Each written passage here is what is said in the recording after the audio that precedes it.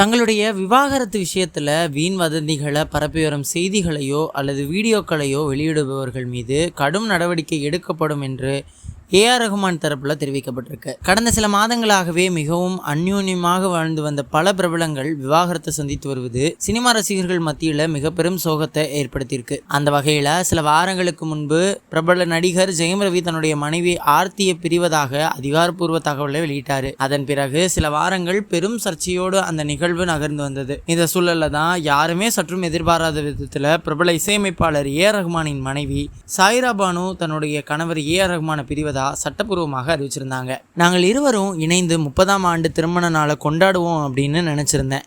ஆனா இனி அது நடக்கவே போவதில்லை. இது இருவருடைய மனங்களும் ஒத்துப்போய் ஏற்பட்ட ஒரு பிரிவு. ஆகவே எங்களுக்கும் எங்களுடைய குடும்பத்தாருக்கும் தேவைப்படும் தனிமையை ரசிகர்கள் தயவு கூர்ந்து கொடுக்க வேண்டும் அப்படின்னு ரகுமான் ஒரு பதிவினையும் தனது ட்விட்டர் பக்கத்தில் வெளியிட்டிருந்தாரு.